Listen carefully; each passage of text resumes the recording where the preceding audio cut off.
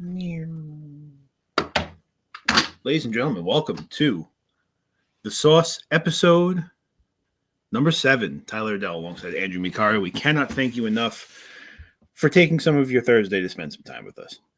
Yay, lucky number 7. I have not asked you how you're doing in all of these episodes.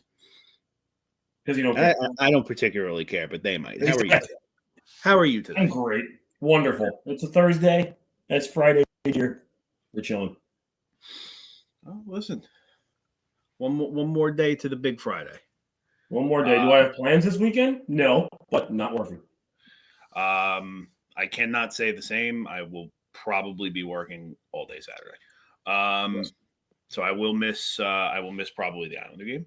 I will miss Saturday night's main event. Oh, which is not actually really a death sentence anymore because we have streaming services. True. Can I just say, by the way, now that I'm freshly back into WWE, Jey Uso is such a vibe. That man, great. Love him. Yeet. Dude, that 10-minute entrance from this past Monday, 10 out of 10. Loved every second of it. Just nonstop people waving. Listen, you know that you have a crowd and a company that's behind you when they let you, on their debut episode on a streaming service, enter through the crowd with Travis Scott, who is performing in an adult activity on his way. 10 out of 10. 10 out of 10. Never thought I'd see the day. And considering, now I didn't live through the Attitude Era, I know you probably caught glimpses of it. That's saying quite a bit. Yeah. So, very sarcastic shout out to the NHL for not giving us really a ton to talk about in the last 48 hours.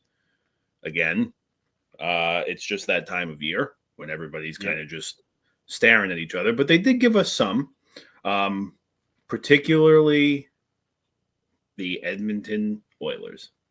Fugazi. Now, I do not have a picture of the Oilers statement that you sent me. I was too lazy last night and forgot to upload it. But I am going to pull out an old trick of ours and try to screen share. Technology, baby. To see if I can find it again. It is okay. So let's put it this way. I respect a franchise standing behind their team, behind their player. Yes. But this is a little much. Trying to say, basically trying to say that you like you're upset and sad and annoyed. Basically, the suspension should not have happened. It's just absolute insanity. I'm going to share it right now, or I'm going to try my very best. Awesome, everything I got. Just because we have technology does not mean I know how to use it properly. So, yeah, listen, I'm not the computer guy here. All right, this is supposed to be your department. But here we go. This is the statement. Oilers organization is disappointed, and we share in our fans' frustration over the 3-game suspension of Captain Connor McDavid. We support him through this process, and the organization and our fans look forward to having him back in the lineup versus Seattle next week. So, with that being said, like I said, completely understand and respect the franchise standing behind their guy. You get that. You know? Good friend of mine last night brought to light that the Rangers did the same thing when Tom Wilson was not suspended, and it pretty much cost them their entire front office. Yep. To try to say that McDavid did not deserve a suspension for that is insanity. He tried to force feed someone his stick. Listen, it was borderline attempted murder. Listen, we went through it. I'm not going to pull them. Go ahead. Listen, like I said, we pulled up the screenshots last episode. I'm not going to rehash it. I'm not going to get back into it.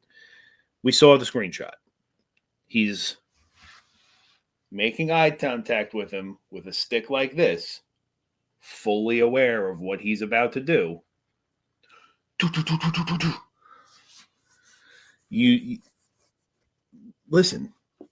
If you sift through the NHL rulebook, which I know one of us in particular might happen to have a copy of it for whatever reason. Oh, I also have one.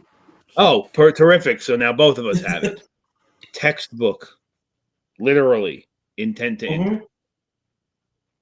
That's supposed to be a minimum of 5 games to begin with. I mean, again, it's the fact that Connor McDavid is the only reason he didn't get more. Like you said, it's one thing for to stand behind their player, which they should, but at the same time, if the player is wrong, that player should be held accountable, which he's not currently being held accountable. Listen, that's the other problem, and I've seen other podcast people and other thumbnails through YouTube or whatever. Is the McDavid suspension too much? Why was it not longer? And you know how you know it's hypocritical is no one is saying that about Tyler Myers.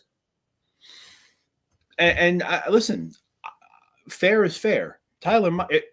If McDavid got 5, just theoretically, Myers should have gotten more than 5. His was nowhere near the play and had nothing to do with it. Yeah. So theoretically, listen, and I'm just going to use this scenario. If you're going to give McDavid 3, Myers should have gotten 5. He probably should have. It's just, listen, we discussed it last episode. The consistency through the NHLPA for I don't know, a decade. When did Parros take over? About a decade ago, right? Yeah, something like that. So since he got there, the consistency is out of control. And speaking as someone who we are both technically professional referees, we get paid to referee hockey. For everyone saying that it could have been avoided with whistles earlier, you're right, but that doesn't negate the fact that McDavid still attacked him and deserves the sussy. It doesn't matter. If you want to say to keep the temperature down to call those penalties earlier, you're 100% correct. But you still try to stick through a guy's mouth. You break it down 100%. And when you try to break it down from our shoes, this is the whole play. And I know we predominantly work in the men's league. We work out of a 2-man system. Okay. One guy, typically, we both know this, whoever's low on the goal line is focused on that net and nothing else but that net. The guy on the blue line, whoever the ref, I don't know how the NHL works now, but supposedly linesmen are allowed to call certain things now. Whoever's on that blue line, so in an NHL 4-man system, there are 3 people on that blue line. There are 2 linesmen and a referee. 3 people missed, quite literally, 3 different holding calls on Garland. There is no way in their dressing room after the game that conversation was not had. Listen, these refs are watching tape and they're watching games. There's no way they didn't stay a half hour after the game and watch that whole thing. First of all, they have paperwork to write up just like we do. Yep. Second of all, there is no way they had whoever was the lead that night, which I'm assuming in this situation the lead was more than likely Wes McCauley. Yeah, probably. Because he was the goal line ref. He was the one down on the goal line. There's no way there was not a conversation of how did nobody pick up on that holding. I will give Garland some credit when you watch the video the first time with no context and you have no idea what's going on, Garland does a very good job selling the first two. Yes, he does. He sells the first two holds very good because he's on his stomach. You would think a grown man can get out of a leg lock from another grown man on his stomach where he's got no significant weight to pin a guy down. Those first two sells, listen, if there's a portion of NHL training camp on how to sell a penalty, Connor Garland passed. Yep. The third, where he's got him in a borderline headlock, almost inexcusable that went missed. So yeah, I'm rewatching the video now, and it's like you said, the first half he can get away with. The second half, once he has him in that headlock, is crazy. Yeah, the headlock, like I said, you call that headlock as a hold immediately. Almost this whole thing is unavoidable. The problem the problem that comes out of our hands, Edmonton is controlling the puck through that entire sequence. Yeah. So even if I want to call Garland for that hold, which he should have been called, yep, Edmonton's controlling that puck. Vancouver has to touch up. Yeah. That's not stopping McDavid from throwing the cross check. Exactly. So if Vancouver gets that puck immediately, chances are that cross check doesn't happen. Yeah, that's very true. But again, like you said it perfectly, just because the Garland thing did not get held, just because the Garland hold was not called, does not mean that we're not calling the McDavid cross-check when it was in the dead center of the slot. Yeah, they're right in the slot. You cannot miss that. No, and I love the show, so I don't hate to quote it, but it's going to sound stupid. Quote from Shoresy: "You're going to get the guy who retaliates every time," and it's true. Every time. Single time. I cannot tell you. And now, listen, I'll be honest with you. It's been a minute since I refed. But I still get the emails. I still get the thing. We're up to date on everything. I cannot tell you how many times. Now, I know you're roller hockey. I know I mess around with ice more. In ice, a slash is a 4-minute double minor. Yeah, it's crazy. Well, let's call it as it is. It keeps the jerks out of the league. Oh, 100%. The leagues that I ref for use the standard USA Hockey rule book, and pretty much every time I ref, if I see something going on that's behind the play or completely out of the play, and it's not something egregious that's intending to hurt somebody, it's something small, I'll yell like, "Hey, cut it out now," along those lines. But if that other guy goes back, he's immediately getting called. Immediately. Best, but in that situation, you and I both know the easiest way to keep that from getting out of control now is because now when the guy retaliates, now you have no choice to call it. Yeah, and then I'll send them both. Right. You send both or you send none. You cannot send one anymore. Correct. So the problem, and like I said, is the amount of he slashed me first. I'm like, I don't care. It doesn't matter. You didn't hear it? Yeah, maybe I did. When I turned around to look, you're the one I see. Yeah. Listen, we love to get on the refs. We love to get on umpires. Basketball refs aren't even real refs. But listen, we're going to miss things. It's hard. It is not easy. It's hard. Listen, we have a division called back from all right. There's two divisions in my league that are next to impossible to do. It's the A division, which there is a team, and I'm not dropping any team names. I don't want to be that guy, but there is a team in the A division playing predominantly at New Bridge Arena. There's a guy on that team. You might be familiar with him. He's won 2 Stanley Cups. His name is Rob Scuderi. Yeah. That's what I'm dealing with in the A. I don't do the A division really ever for reasons like that. Because if he's in that division, I don't belong in that division.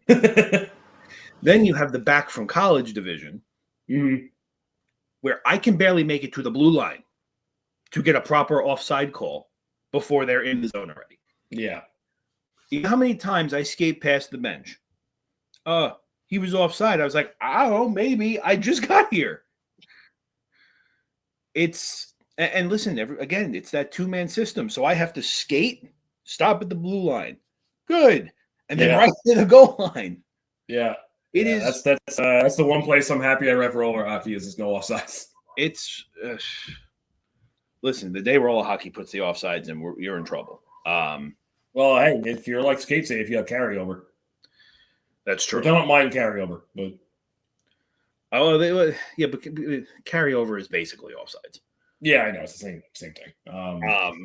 But listen, the point being is, at this point, the NHL made their decision. Yeah, which is whatever.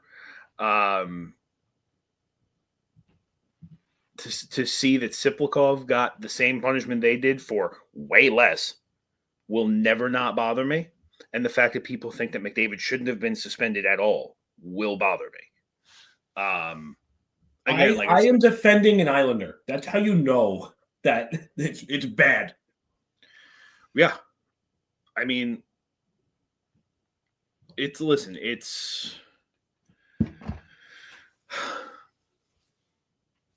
I don't know, man. Like I said, we spoke yesterday. I told you I spoke to a good friend of mine, and we both agree. Oh, well, this is nothing because Tom Wilson ended up getting nothing for his Jake Roberts DDT on Panarin. That happened, what, 5 years ago? It doesn't. First of all, it was 5 or 6 years ago. It's not the same. It's not the same team. It's not the same player. And last I checked, you got a Ranger fan defending an Islander right now. You had Islander fans and everybody else on Team Rangers until the next time they played. Yeah, pretty much. So no, like I said, there was never an argument that Tom Wilson shouldn't have been suspended. That was, and listen, if the most recent suspension from Matt Rempe was 7 games, Wilson should have been like 12. Yeah, really. That was a full blown. It was a borderline Batista bomb. Dude, for real, that's crazy. God, I'm surprised Vince McMahon didn't sign him. Listen, speaking of not great officiating recently, I don't know who the hell this guy is. He's a Ranger, and Brady Tkachuk tackled him, and he got called for the penalty. Oh, my God. Take the show. All right, so preface, I was at the game, and I was in the nearest corner to where this penalty happened. So the Senators are on a rush. Brady Tkachuk is coming up the middle. I want to say the puck is on the left wing. Will Borgen is, minding his own business, playing defense, kind of just stopped on the right hash marks. Brady Tkachuk skates into him, grabs him by the throat, falls down, and drags him down. And Will Borgen gets called for interference. Now, I don't know if the NHL rulebook changed recently, but to my knowledge, everyone is entitled to their own ice. And typically, if you're barely moving, it's really hard to get called for interference. I see media coming.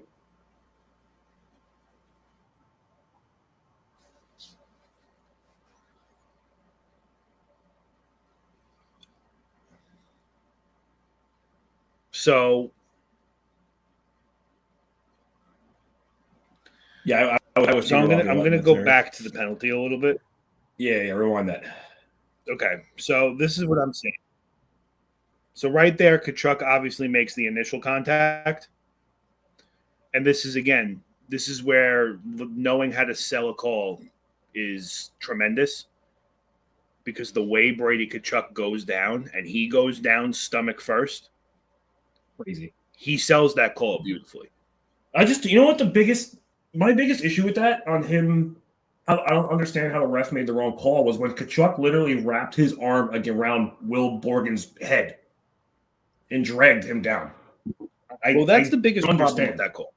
The biggest problem with that call is that, in theory, now, listen, I think we both agree that Tkachuk obviously should have gotten called there.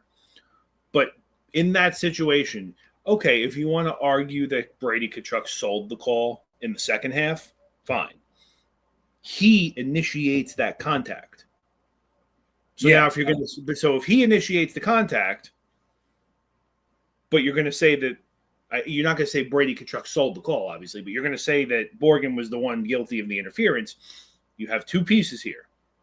Either they're both going to the box or neither are going to the box. Oh, yeah, I would have been fine with neither, honestly. Neither one of them should have gone. Yeah. Where is Will Borgen supposed to go? The biggest what problem was he supposed to do? Well, but the biggest problem with that play also, it had nothing to do with the play. It did not affect the play. Yeah, it ended up being, it didn't matter. The play was already 35, 40 feet broken away from them. And for some reason, Tkachuk is still going near him. Tkachuk should have been skating the other way by then. Yeah, that game was, officiating-wise, crazy. So, listen, I've seen my fair share already this year. I think you know that. Why do you think I'm taking refereeing more seriously? They need help. Well, listen, it terrifies me. Listen, we talk about the MLB getting robo-umps and the ABS system. And listen, we both know you can't do that in the NHL. No. It'll be borderline impossible. You can't do it. Like, what are you going to do? A guy skates offside. You're going to have a guy in the press box with a blow dart just take out the guy with the puck. Yeah, like, you can't do it.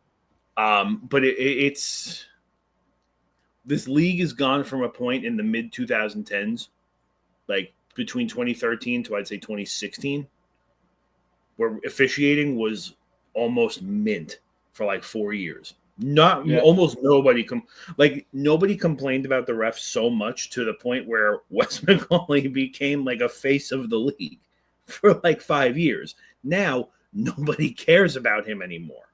Now if I see him reffing a Ranger game, I groan in disgust. Certain parts of my body pucker up. And part of the issue, I think, is that it's known that there's a referee shortage, so they're not getting the younger guys to replace these older guys, i.e. Wes McCauley and Kelly friggin' Sutherland. Listen. Kelly Sutherland, I don't know what the problem is, but there seems to be listen, I don't know if the officials are localized or if they have a division they work in or however it is. I feel like that man works every single Islander game, and Chris Rooney too. Oh God, yeah, I agree. When I was at the game on Tuesday, and before the game started, they put the names of the 4 officials. I had never heard of any of them. I was so thankful.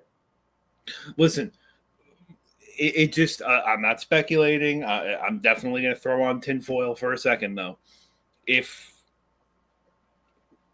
When you know that Kelly Sutherland is a Ranger ref, and I deal with Kelly Sutherland here, and I deal with Chris Rooney, and I'm sure you deal with Chris Rooney and don't even realize it, it makes you wonder when a team like, let's say Toronto, let's say Pittsburgh, it comes in, and then, oh, look, magically Wes McCauley's doing this game. Yeah. It makes you wonder. All kidding aside, Wes McCauley is probably, I would argue, still probably the best ref in the NHL because he has the player rapport. Yes, that he does. For the most part, he's fair. The McDavid thing the other night, listen, he threw 2 guys out with the only blunder that the officials made was the Connor Garland holding. Yeah. They handled the rest of the situation very well. Yes, they did. They did, like I said, he's got to be up there. I agree. Yeah. So when you I'll use some examples. The Rangers Capitals fight night with Wilson. Wes McCauley needs to be there. Yeah. Nowhere near as extreme, but Toronto coming to the Islanders the first year after Tavares leaves, and you have no idea what's going to happen. You need a SWAT team. Wes McCauley needs to be there. I think have I showed you the video I have of that? No. Okay. I'm going to try to email this to myself so I can get it in here now. I have a video of that game. Wes McCauley. Okay, so the Islanders ended up beating the snot out of Toronto that night, like 6-2. And it was beautiful.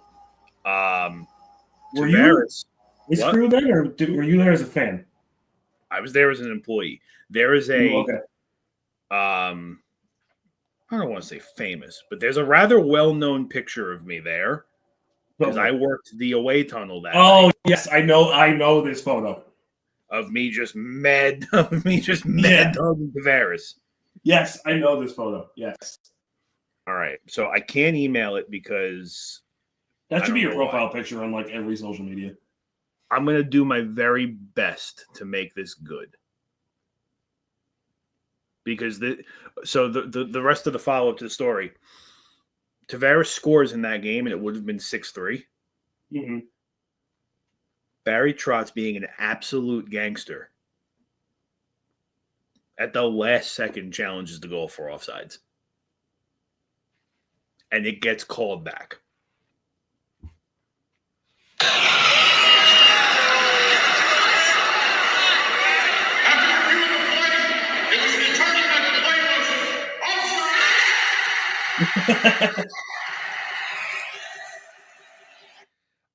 I'm going to figure out how to get that up. Yeah, I'm going to figure out how to, actually work an iPhone for a change so I can get that up there. Drop that into Google Drive. In the worst case scenario, I can put it on. You give me too much credit like I know how to do that. Oh, brother. Listen, I'm just saying. And I'm trying to find the Mad Dog picture because it's, again, funny that I think that's the loudest I've ever heard any of the Islanders' home arenas. That's offensive. Listen, everyone, you know how I feel about the Coliseum. You guys were loud, but it was always known as really loud because it was small. Yeah, and we take pride in that. There you go. This is from TSN itself.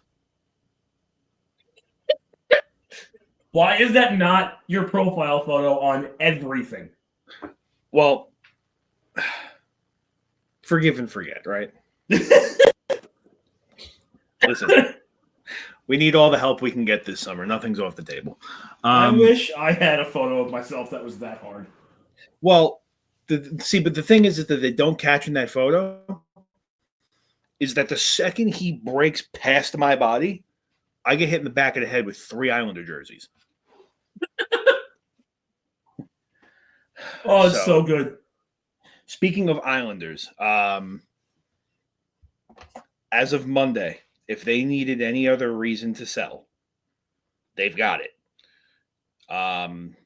In the third period, Noah Dobson takes a 1,000% clean hit on the board. I have no complaints about the hit.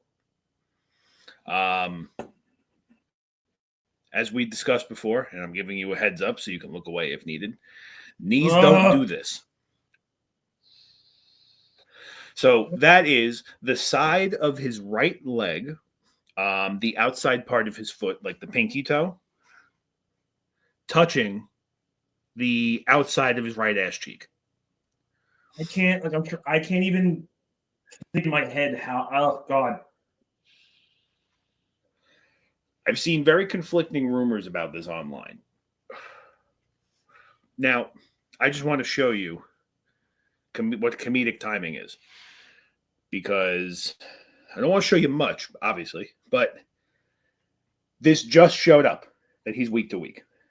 Yeah, because I just searched his name on Twitter and I saw that. I just got it. Apparently, no surgery required, which is okay. So I'm going to add that to the list of things that are absolutely bananas. It's absolutely bananas that there is no surgery required.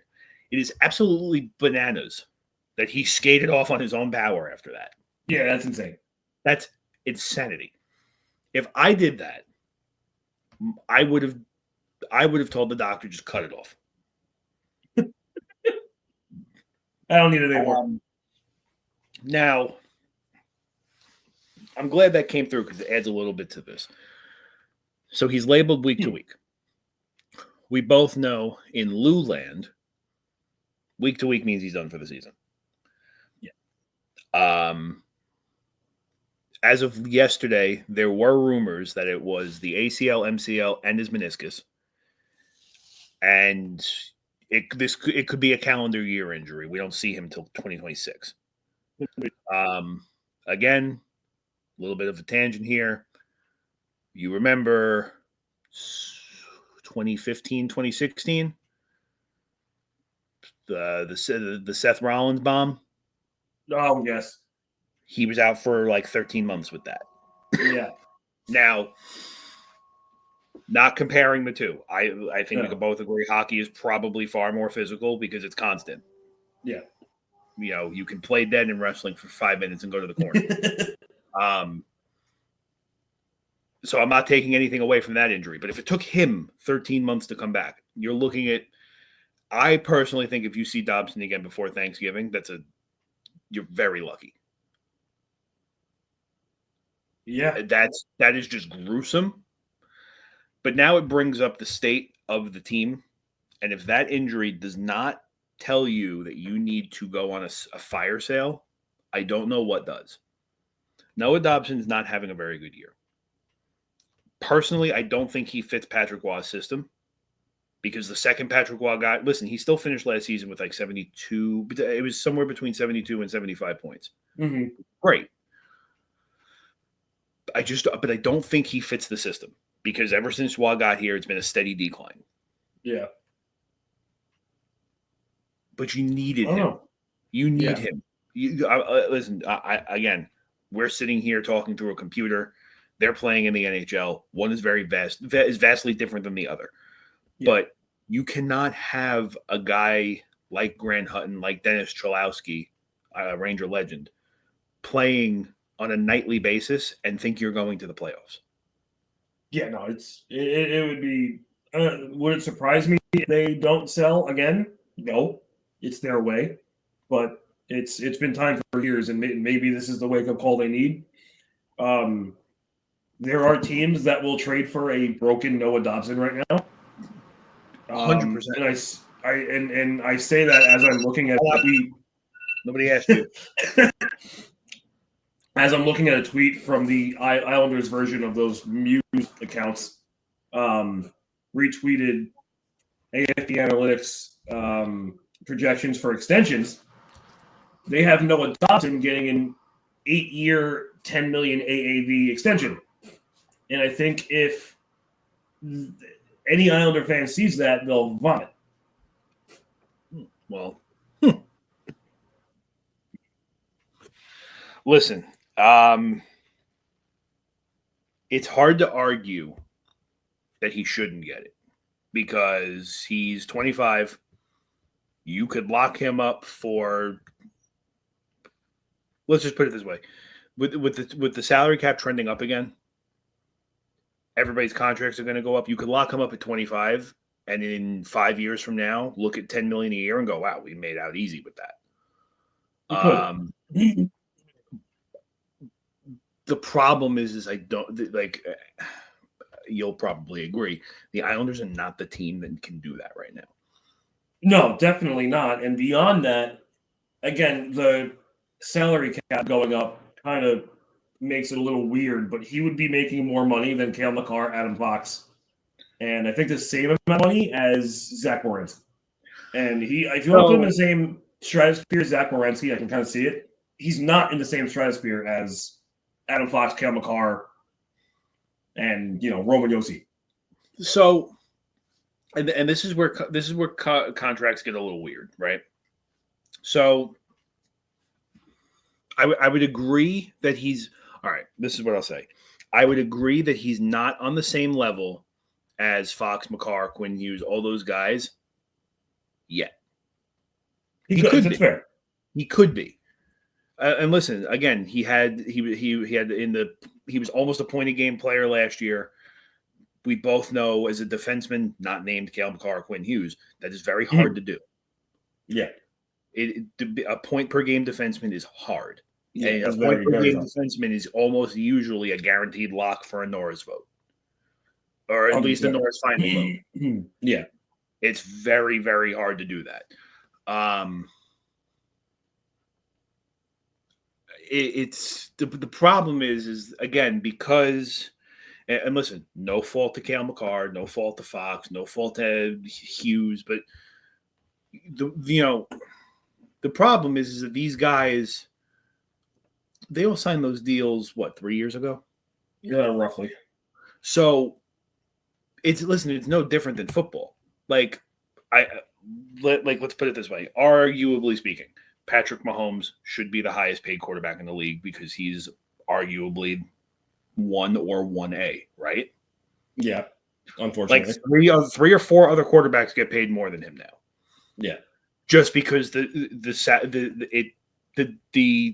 cost, the demand, all of that stuff goes up on a year-to-year basis.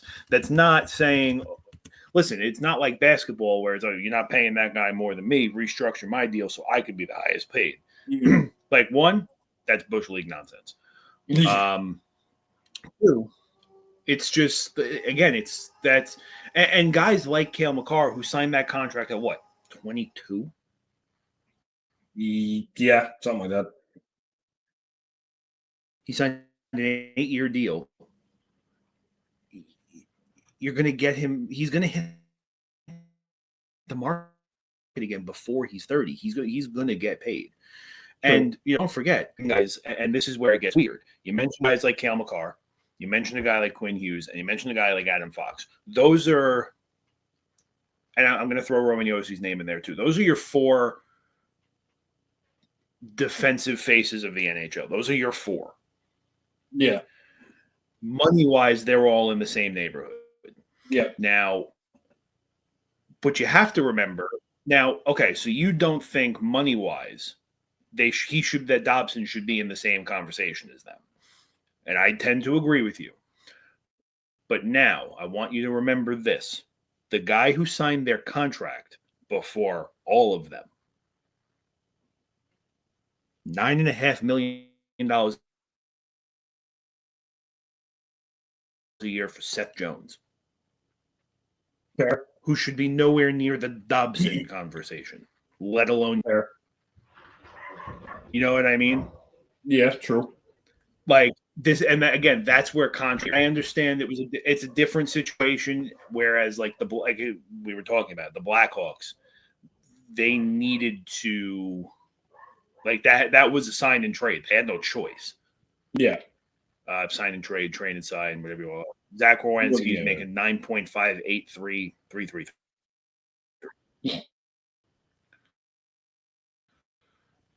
And he's a free agent. He actually into his age 31 or 32 season, depending on when his birthday is. So Werenski cashed out already. He's not going to make more than that. His next contract's going to be lower.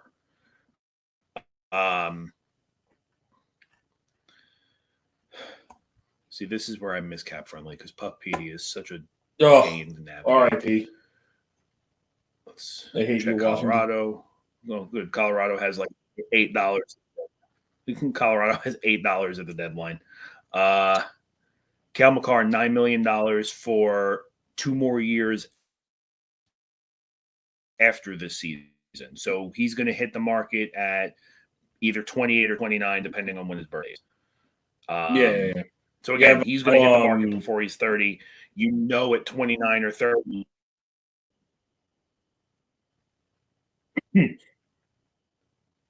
I missed everything. I also missed what you. I was just going to say how Rasmus Dahlin just his contract. He signed that what? It's again Rasmus Dahlin, $11 million a year. I think he signed that the year 2023, something like that. And I don't know how comparable that's going to be to what Dobson's going to get. And he's going to be there a while. Yeah. I'm looking at Adam Fox right now. Again, he's going to be. So, yeah, I'm looking now. So Adam Fox is 9.5 for 3 more seasons after this. So, again, he's going to be 30 when this contract's over. He's going to get paid again, too. Yeah. And I'll pull up the Dahlin contract. and then cut it there only because I'm pretty sure Puckpedia is killing the stream feed right now. So yeah, Darlene is making 11 a year till 2032, which puts him at like what's interesting about his deal. Oh no, I misread that. I'm sorry. So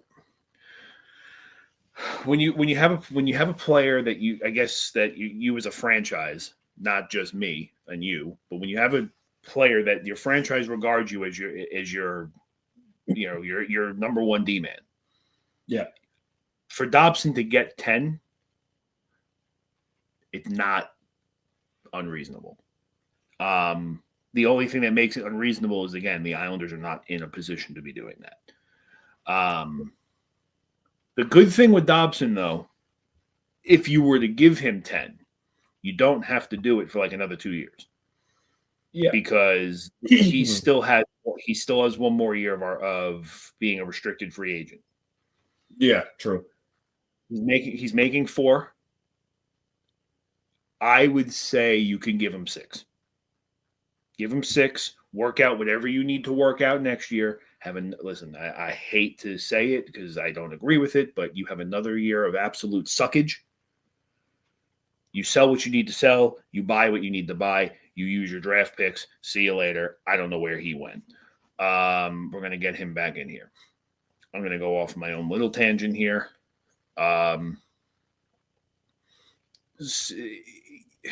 Listen, in my opinion, there are 5-ish Islanders that are untradeable. Oh, good. Look, he's back. In my opinion, so good. So you're here, so I'll share my opinion with you. There are 5. Yes, there are about 5 Islanders that I would consider untradeable. Sorokin is one. Of course. Bo Horvat's the other. You do not trade Siplikov. No. Under no circumstances do you trade Romanov. No. And I'm going to put Barzal in that conversation for the sake of, listen, I'm with you. I agree with you, and I hear you. Disgust me. When Bo Horvat and Matt Barzal are legitimately clicking, they both look amazing. But they have to be clicking. The first 7 games of this year, right? The Horvat, Barzal, Duclair line, they each had a point a game for the first 7 games. They were each on an 82-point pace. Yeah. Barzal got hurt, Duclair got hurt, Bo Horvat was the last man standing, and I have all of the sympathy in the world for that guy because ever since he's gotten here, he's been playing musical lines. And he's not found legitimate chemistry with anybody, which is heartbreaking. But like I said, when those two are clicking, they're putting up 2-3 points a night right now, each. Mm-hmm. So I have to put him in there just for the sake of, this works. Find a way to keep it working. Everybody else, I will pay for your flight.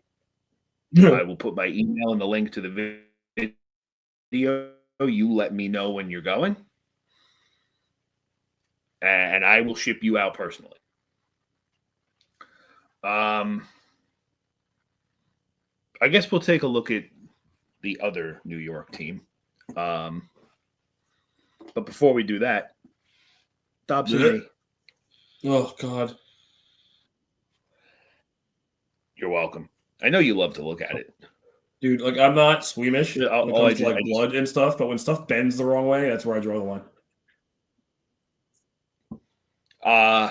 Yeah. I mean, that was a hard replay to watch. But now I'm just leaving it up there to mess with you. So going to the Rangers. Is there... If my memory serves me correctly, Well, listen, we're a two-man podcast. You're an Islander fan. I'm a Ranger fan. We realistically can't make fun of the Devils right now. In the wild card, you're 2 points out. Yep. It's very safe to say that, and this is not a you thing, this is a rest of the Metro thing. Nobody's catching Washington, Carolina, or the Devils. Maybe the Devils, because depending on what goes on with Markstrom. Yeah. Because, I know he's hurt now. He had a collision in the Bruins game. I think they said he was day-to-day. I don't know if anything else has come out about it. I don't think so. So, if anybody is being caught on this list, it's the Devils. And I say that by default just because they're the third Metro spot. Not for any other reason than that. Believe me, I want nothing more than to make fun of them. I just can't. Yeah. But you're 2 points out of a wild card. You're 10 points out of the third spot in the Metro. As far as the rest of the season goes, are you buying or are you selling, and why? I am 100% conservatively buying. I think that even with the current roster, we end up making the playoffs for not only the fact that the Rangers just showed that even if they were somewhat mediocre in November or December, they'd be in a wild card spot right now. They were just down in the dumps, and they're good enough to be in that wild card spot. And Columbus, Ottawa, Montreal, and Boston are all fake. They're going to collapse. They're not going to stay what they're doing. You have the Rangers offense, which is finally clicking ever since the calendar turned to the new year. They're like 7-1-3 or something since 2025 began.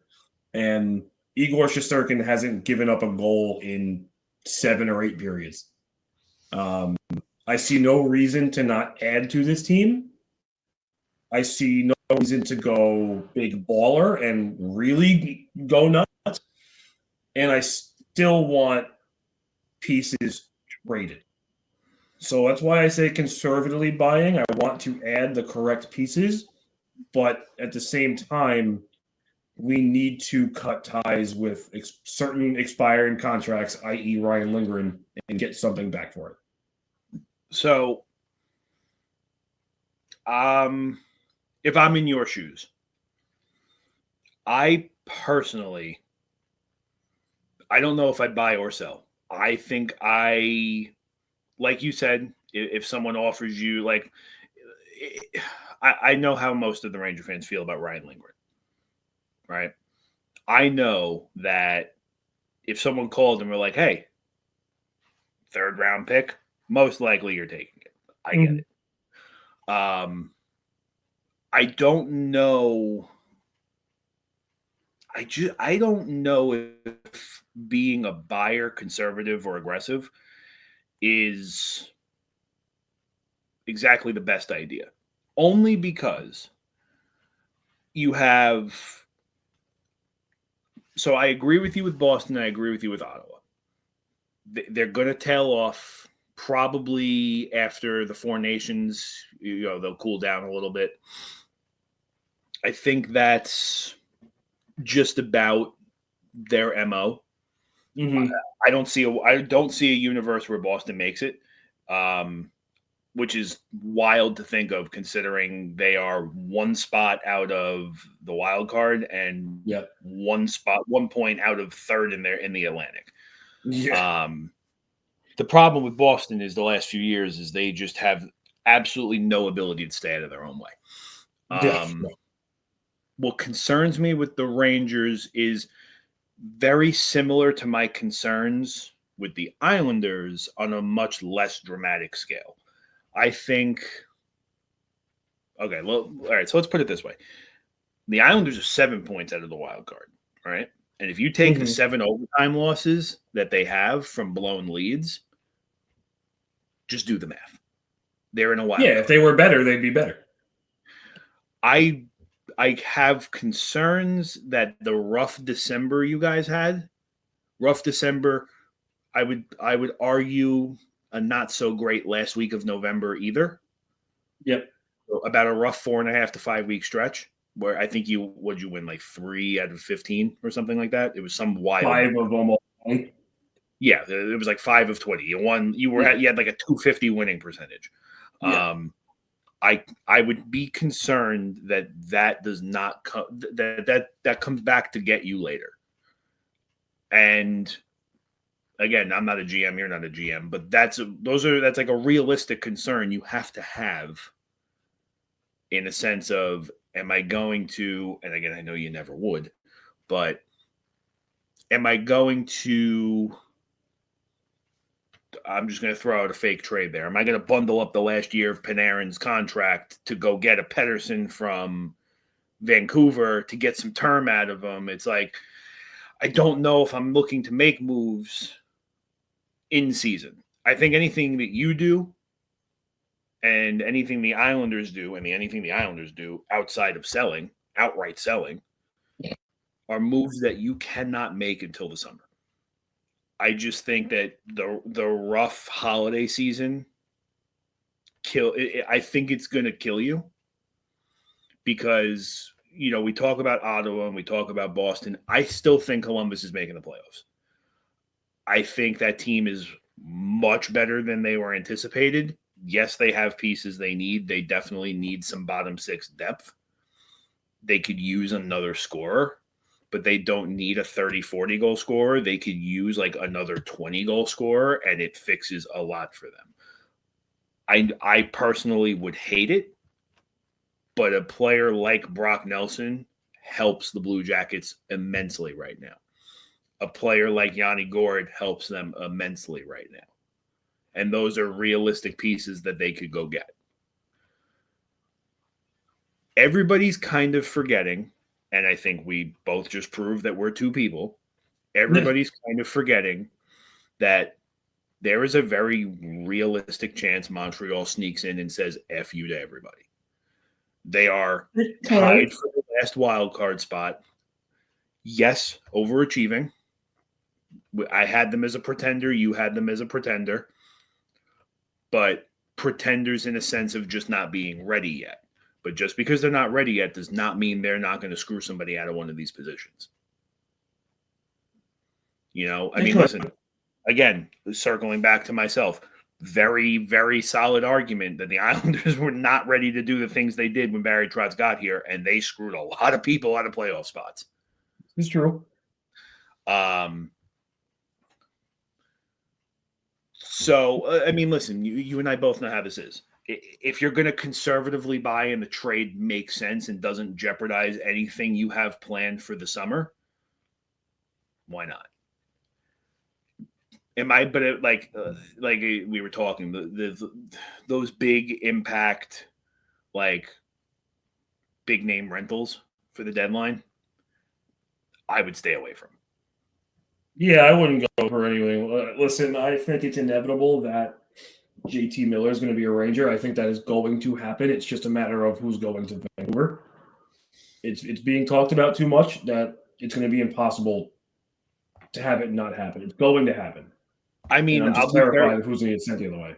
I'll be very disappointed if that happens, only for the sense of they're trading either Pettersson or Miller, not both. Yeah. And yeah, you'll make me sad.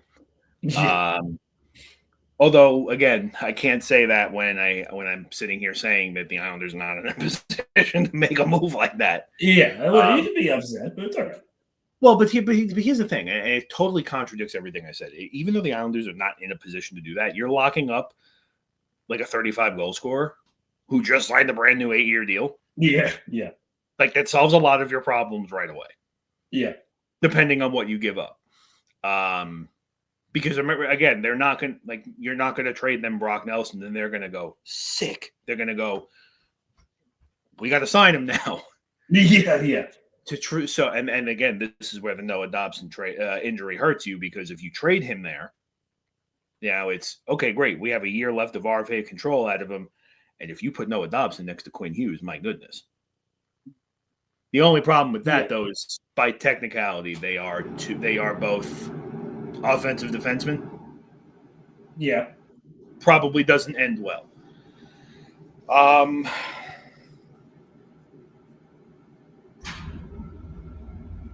So,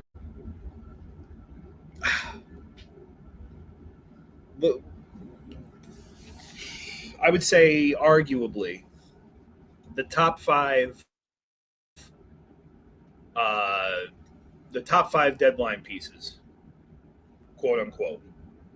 You're looking at, in my opinion, Brock Nelson, Yanni Gord, Mikko Rantanen, Mitch Marner, and John Tavares. I think it's very safe to say that Marner, Tavares, and Rantanen are not going anywhere. Mm-hmm. They're, again, unless it's an offer that I would say of those three, Tavares is probably the most likely to move. Just because I think it's the worst kept secret in the NHL that he is not staying in Toronto. Yeah, I agree. Being in playoff positions, though, again, you're not going to subtract. Brandon's not leaving Colorado. I don't think he's even leaving them in the summer. Same thing with Marner, even though he is going to leave Toronto. You're in a playoff position. You can't move your leading scorer right now. But Correct.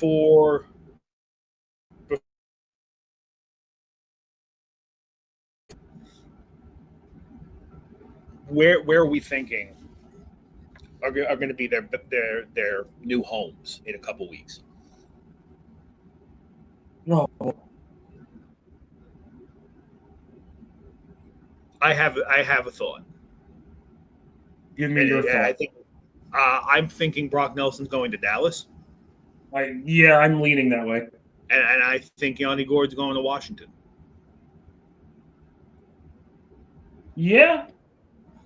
Well, because listen, like I said, you've had 6 teams check in on Brock Nelson, Washington being one of them. So they obviously are looking to add a center. Yeah. But as we've seen in other sports, are they going to be willing to pay the division premium price to get him when you can get Gord for probably a lot cheaper? And as far as face-offs and play style go, maybe not so much the scoring. You're getting the same player. Yeah. The rumor online that I saw was Nelson is expected to bring in the same haul that the Islanders gave up for Bo Horvat, which would be a first-round pick, a roster player, and a prospect. Now, I don't see people giving that up unless you plan on signing him.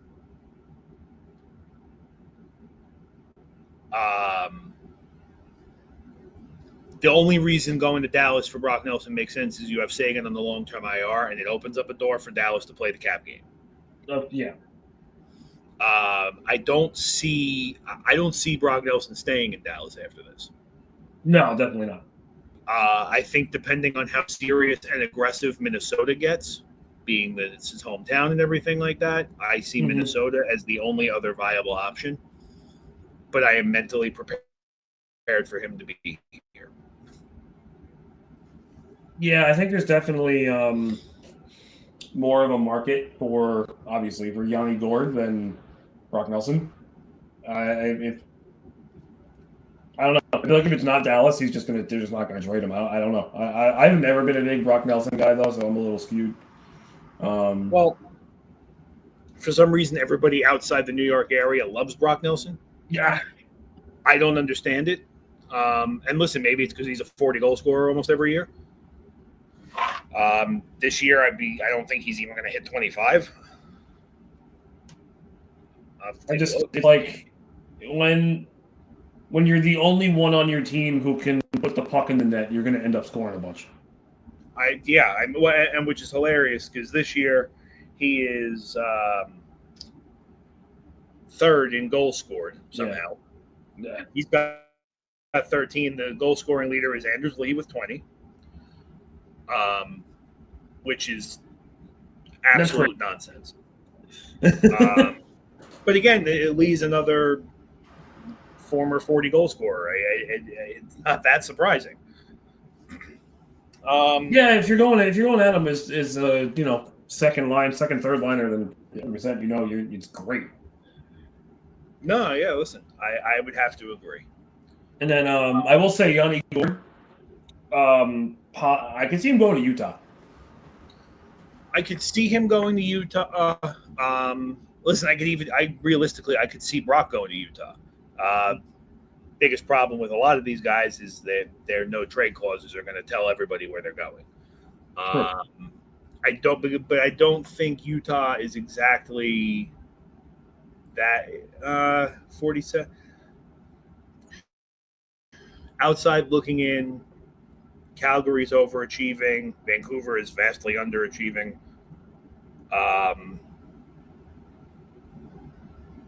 I don't see again. I don't know if I'm Utah. I don't know if I make that move. They like veterans, especially with all the young guys they have. And I think even though they might not make the playoffs this year, they're gonna keep buying. Not crazy buying, but still try and stack line. And if Yanni Gord ends up on Utah, I think they, without a doubt, make the playoffs next year. I agree. That would if they were to pull the trigger on Gord or Nelson, they make the playoffs. It's like when they got Ian Cole. Yeah. So looking ahead for the next couple days, I guess we'll start with your schedule. You have the Flyers tonight. You have the Flyers tonight. Oh, you're off Saturday. Yeah. Colorado Sunday. And then we'll talk about Tuesday's game Tuesday morning. So you got Flyers tonight and Colorado Sunday. Probably a safe 1-1 though. Beat Philly. Yeah. Colorado's kind of up there. I'm gonna go 1-0-1. Keep the point streak alive. I respect it. Let me see something really quick. I'm curious about the Avalanche because I thought I saw something a little interesting, but I also could be completely incorrect. Do they? Come on, computer. There we go. I feel like their game against the Rangers is a back-to-back. Who is that? It is. They're in Boston on Saturday and then come here on Sunday. This is Colorado? Yeah, this is Colorado. Oh, that's great because we're playing Colorado Tuesday. Yes, you are. I'm going 2-0. I'm going 2-0. Second leg back-to-back is always awful for a hockey team. Well, I think the big thing also is who is projected to start for Boston. Yes. Against what goal win? Because if you're seeing Wedgwood, I'll be honest with you, you don't exactly have the best track record against Wedgwood. I'm a huge Scott Wedgwood guy from his time with the Stars, so I freaking love Scott Wedgwood. Well, that's what I'm saying and the Rangers don't exactly have the best scoring record against him. So if you see, I'd much rather face Blackwood, even though he's been sick. But the Rangers have a great track record against Mackenzie Blackwood.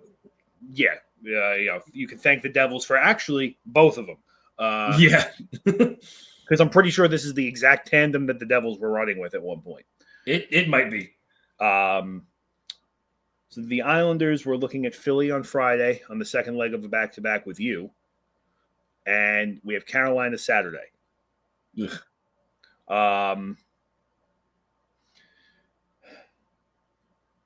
Should I tell you the record I want or the record I think? Both. 0-2. I 0-2. You're definitely not beating Carolina. Well, okay, so this is where it gets really weird with the Islanders. The Flyers are starting a goalie who is 4-5-3, does not have a shutout. That's almost a guarantee the Islanders are not beating this kid. He's going to shut you out. Yeah, we're going to get killed. The Islanders have this very weird thing with Carolina where we cannot touch them in the playoffs.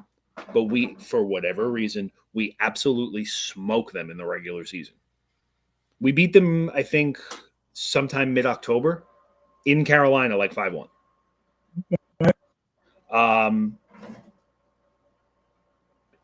I want them to lose because I want a draft pick. Of course. But it would not surprise me in the slightest if they won. Because this is just the Islander way. They beat the teams that they should not be beating, and they screw themselves out of a draft pick. Then they go beat the wheels off of San Jose. and then they lose to like St. Louis. And That is the Islander way.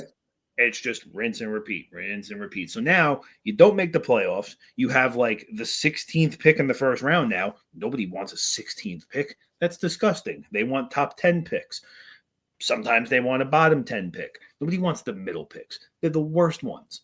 They are because that's like that gray area of like everybody knows who's going in the top 10. We all kind of know who's kind of going at the end of the round. Nobody knows what's happening in the middle.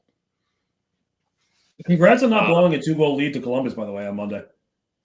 Listen, it could have been, it could have been like blowing a 4-goal lead. The amount of money that people could be making if they were betting against the Islanders when they were up by 2 at the end of the second period, be rich.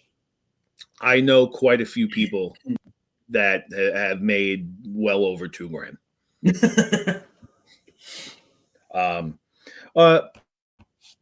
Islander slander aside for a moment, but I got to give a shout out to Marcus Hogberg because he's coming back into the NHL after a few years away, and he has been a very viable backup option for the Islanders since Varlamov went down. He has a 2-2 record,